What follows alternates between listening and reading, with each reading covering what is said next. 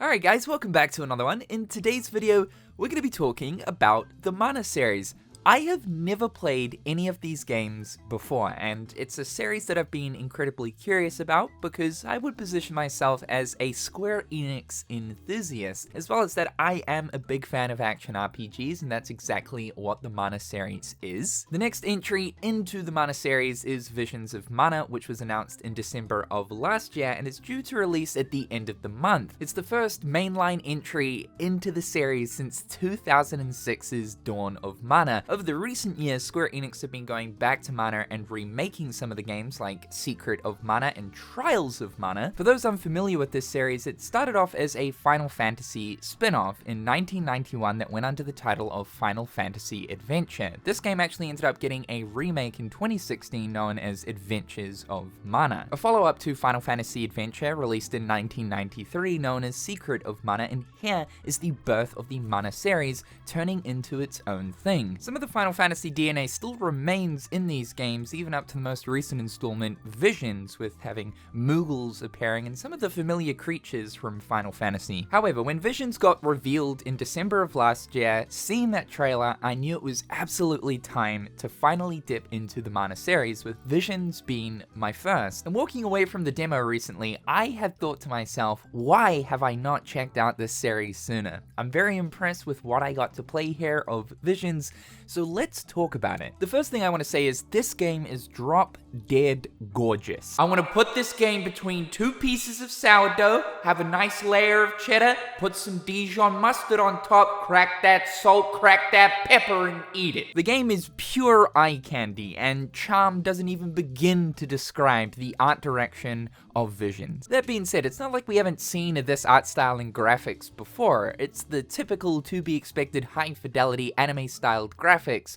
similar to games like Legend of Zelda Breath of the Wild or Genshin Impact, Grand Blue Fantasy Relink, but there is something just extra here about Visions within its environments and its character designs. It's a very similar charm in the visuals department that the Kingdom Hearts series gives me. This is an action RPG though, so the aspect that I'm most interested about is how does the game actually feel to play? Now remember, I'm completely new to the series, so I've got zero clue as to how this series works as an action RPG. I would definitely describe this as being a traditional action RPG, as that's what the Mana series certainly is.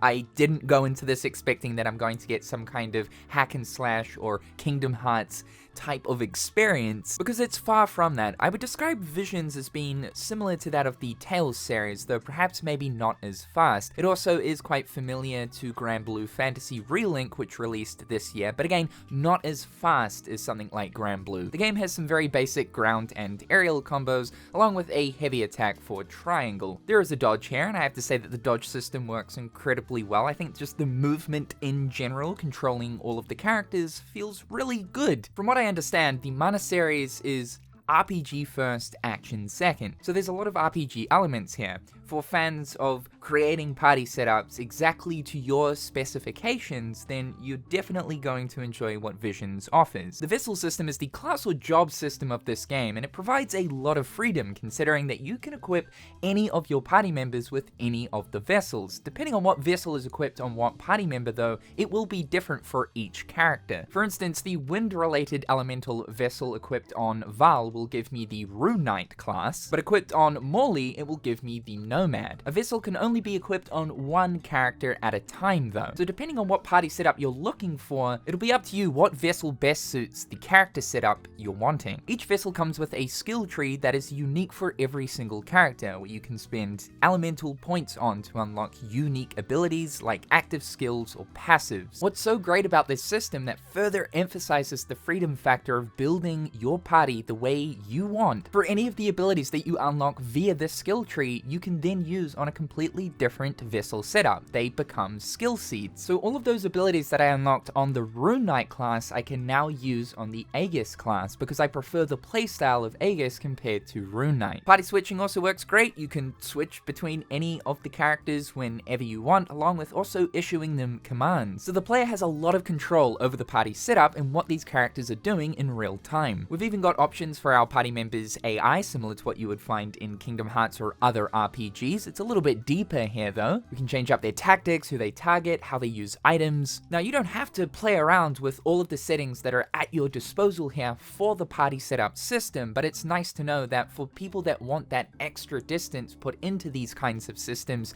that extra layer is there. And there's also a bunch of shortcut menus that you can use while in combat or out in the field to quickly access items or abilities. And of course, like any good RPG, you do have your ultimate attacks. Now it seems like there's a pretty large world to explore. I wouldn't exactly describe Visions of Mana as being an open world game, it's certainly more open area. The area that you get to explore here, at least in the demo, is just one portion of an even bigger world, though I will say it wasn't a huge area. This is likely to be one of the smaller areas for the sake of the demo, just to trial out the different mechanics of the game and to get a slight taste on exploration. I thought the exploration was at least fine. You ride on Mr. Wolf to get around the open world, which controls really nicely. There's mobs of enemies walking around that you can fight, treasure chests to be found. I thought it was an interesting decision though to mark the treasure chests on the minimap. You know the exact location where it is, you collect the loot and carry on. One thing I found here in the demo is there's not a lot of exploration to be done because all of the points of interest are just automatically marked on the minimap. So there's no real encouragement here behind exploration. Who knows, that might change in the full version in the other areas, I'm unsure. Elementite statues to be found that will give you element points to be put into the skill trees for your vessels. And elemental areas which require a certain vessel in order to access, which are essentially just combat challenges. The reward at the end of these though is definitely worth it, as the one I got here gave me a new skill that I could put onto one of my characters. Of course there are also side quests. A bunch of the characters around the main town or even out in the open world will ask you and your party to take on different tasks. The typical RPG stuff like go kill a group of bees or oh no, I lost this item, can you go find it for me? Some of the rewards for these though are really cool because some actually provide skill seeds, more abilities for your characters. So I found it worthwhile to actually do the side quests. There's also a bunch of floating maple syrup all over the place, which you absolutely should collect because you can give it to this rat in town who is addicted to maple syrup, which in return you can use this as a currency to buy all kinds of really good items, including stat elixirs, which will permanently increase the stats of your party members. So again, more progression here towards character building. So I think everything you're doing here in the overworld is at least interesting for the most part. It seems like all of the content that is here to do is at least meaningful.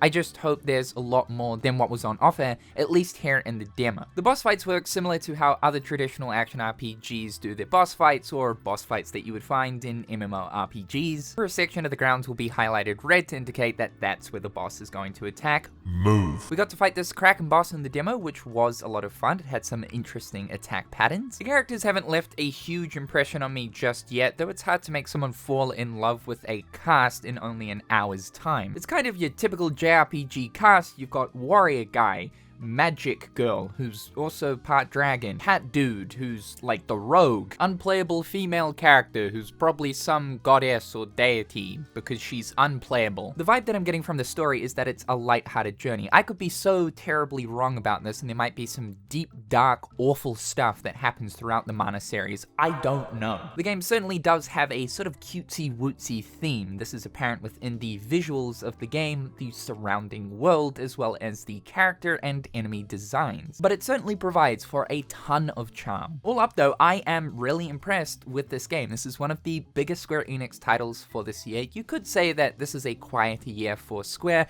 aside from obviously Final Fantasy VII Rebirth. Life is Strange Double Exposure and Visions of Mana are the only two other biggish games to release from Square this year. However, I look forward to dipping into Visions in its entirety when it releases later on this month, because I have to say, I'm pretty impressed. However guys, that's all for today. Just wanted to give my 2 cents on Visions of Mana. Let me know what you guys think in the comment section down below. Be sure to subscribe to keep up with everything that's going on here. Check out my other social media platforms. A big thank you to my wonderful patrons. I appreciate the support. I hope each and every one of you guys are having a fantastic day, and we'll talk real soon.